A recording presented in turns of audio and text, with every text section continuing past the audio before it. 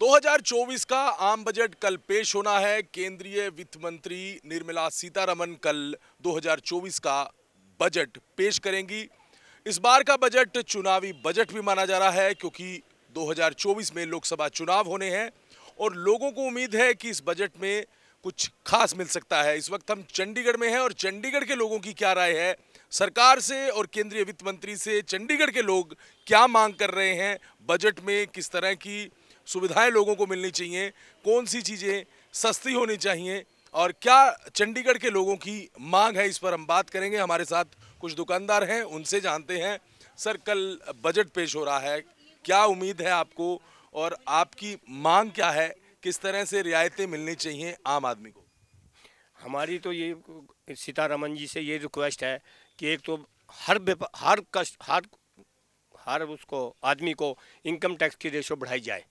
2.5 लाख में आज क्या बनता है, महंगाई कितनी है, और उसमें कम से कम 5 लाख की रेशो करी जाए। उसमें सब सब इसको आदमी को फ़ायदा होगा। आज 2.5 लाख क्या होता है, 20,000 रुपये महीना बैठा है। 20,000 रुपये में आज क्या बनता है? आजकल के 2 बच्चों की फीस ही 10,000 से ऊपर की है महीने की, और बस का किराया 3-3 हज़ार रुपये है। इसलिए हमारी गवर्नमेंट से, सेंट्रल गवर्नमेंट से रिक्वेस्ट है कि इस बार इनकम टैक्स की रेशो बढ़ाई जाए और कम से कम टैक्स को भी कम करा जाए और दवाइयों पे टैक्स 12% की जगह 5% किया जाए। उसके अलावा शिक्षा की बात की जाए या स्वास्थ्य की बात की जाए तो क्या उसमें किस तरह की कमी आनी चाहिए, क्या सुविधाएं लोगों को और मिलनी चाहिए, क्या आपकी मांग? हमारी मांग ये है कि भी जैसे आम आम ये जो जो ये स्कूल, प्राइवेट स्कूल है, उनकी फ़ीस 10-10 हज़ार रुपये है। कम से कम उनकी फ़ीस बच्चों के लिए कुछ कम कर दी जाए और बस का किराया, हर बस सर्विस जो है वो बच्चों के लिए कम करी जाए। एक बिजनेसमैन है, आपका क्या मानना है, क्या इस बजट में क्या खास होना चाहिए, किस चीज़ में कटौती होनी चाहिए, बिजनेस में आपको किस तरह से ज़रूरत है कि इन इन चीज़ों में कटौती होनी चाहिए? जैसे कि 2024 में इलेक्शन आने वाले हैं, तो सरकार को चाहिए कि और टैक्स ना लगाएं। और जैसे मेडिसिन का है, जैसे कि मेडिसिन है जी, बंदा मजबूरी में खाता है, इस पर कम से कम टैक्स किया जाए। बाकी गुप्ता जी ने बताया कि सर, आपका क्या कहना है, टैक्स स्लैब्स जो हैं वो बढ़ाना चाहिए? आपको क्या कहना सर जैसे मेडिसिन की ही बात कर रहा हूँ, यहाँ 18% टैक्स भी है अब तक, तो 5 भी है, 12 भी है, 18 भी, इसको कम से कम किया जाए, क्योंकि ये कोई ऐसे शौक से नहीं खाता, मतलब मजबूरी होती है। इनकम टैक्स की बात की जाए, वो स्लैब को लेकर क्या सरकार से मांग करेंगे? उसके अलावा मूलभूत सुविधाएं जो लोगों को आज के टाइम में, शिक्षा, स्वास्थ्य, इसमें किस तरह से सुधार होना चाहिए, क्या आपकी क्या राय है? आप क्या एक नागरिक होने के नाते वित्त मंत्री से क्या अपील करेंगे?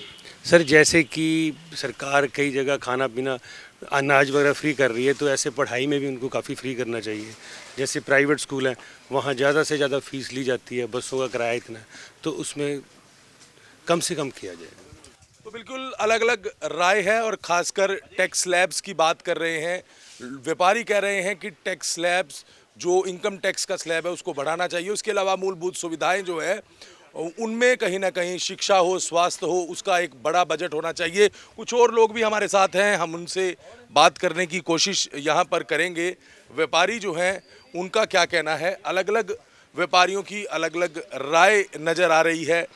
कल बजट पेश होना है, लोगों का क्या कहना है, इस पर हम लगातार दिखा रहे हैं कि चंडीगढ़ के लोगों की क्या राय है। चंडीगढ़ के लोग केंद्रीय वित्त मंत्री निर्मला सीतारमन से क्या मांग कर रहे हैं। तो आपने देखा कि लोग जो हैं वो अलग अलग तरह की मांग कर रहे हैं और हर किसी की यही मांग है कि स्वास्थ्य और शिक्षा, उसके अलावा जो इनकम टैक्स स्लैब है उसमें कहीं ना कहीं कटौती की जाए, यानी कि स्लैब को और बढ़ाया जाए, लोगों को राहत मिले। इसके अलावा आम जो मूलभूत सुविधाएं हैं उसमें लोगों को राहत मिले, इस तरह की बातें चंडीगढ़ के लोग कर रहे हैं। तो कल बजट पेश होना है और वित्त मंत्री निर्मला सीतारमन से लोग ये मांग कर रहे हैं कि बजट में लोगों को लाभ मिले। चंडीगढ़ से वीडियो जर्नलिस्ट जितेंद्र हंत के साथ मैं नकुल जसूजा, MH1 न्यूज़।